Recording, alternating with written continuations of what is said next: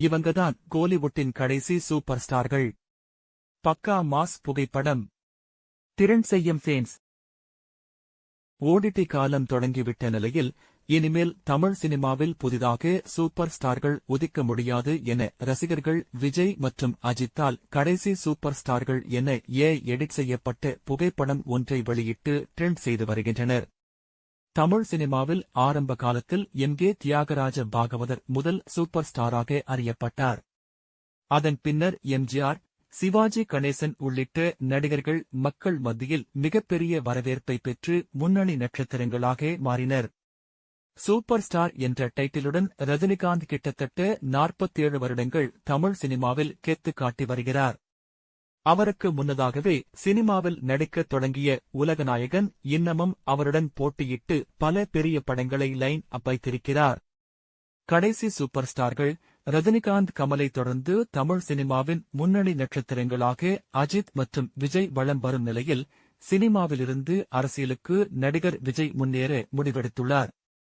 நடிகர் அஜித் 2 வருடங்களுக்கு ஒரு படம் வெளியிடுவது போல நடித்துக் கொண்டிருக்கிறார்.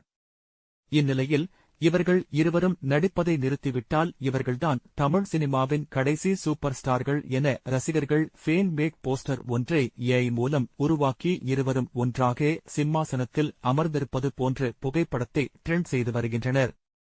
ஃபேன் பேஸ் முக்கியம். வெற்றிமாறன் போன்ற இயக்குநர்கள் இயக்கும் படங்கள் தமிழ் சினிமாவில் 100 கோடி வசூலை கூட தொடுவதில்லை. ஆனால் வம்சி இயக்கத்தில் விஜய் நடித்த மெகா சீரியல் என கலாய்க்க பட்ட வாரிசு திரைப்படம் 300 கோடி ரூபாய் வசூலை ஈட்டுகிறது. இதற்கு பெயர்தான் ஃபேன் பேஸ் என்கின்றனர். நல்ல படங்களை விட நட்சத்திர நடிகர்கள் நடித்துள்ளார்கள் என்பதை பார்த்து அதிகப்படியான ரசிகர்கள் தியேட்டரை நோக்கி வருகின்றனர். விஜய், அஜித்துக்கு உருவான அளவுக்கு ரசிகர்கள் சூர்யா, தனுஷ், சிம்பு, சிவகார்த்திகேயன் உள்ளிட்டவர்களுக்கு இதுவரை பெரிதாக இல்லை என்பது அவர்கள் நடிக்கும் படங்கள் 100 கோடி பாக்ஸ் ஆபீஸ் வசூலை எட்டவே சிரமப்படுவதன் மூலம் தெரிகிறது. ரஜினிகாந்தின் ஜெயிலர், விஜயின் லியோ படங்கள் எல்லாம் 600 கோடி வசூல் செய்து இண்டஸ்ட்ரி ஹிட் அடித்ததற்கு முக்கிய காரணமே அவர்களுக்கு இருக்கும் ரசிகர் படைதான் என்கின்றனர். விஜய், அஜித்துக்கு பிறகு அந்த அளவுக்கு ரசிகர்களை நடிகர்களுக்கு உருவாக்க திரையரங்குகளில் பல நாட்கள் படங்கள் ஓட வேண்டும் என்றும் ஓடிடி வருகையால் அதற்கான வாய்ப்பு குறைந்துவிட்டது.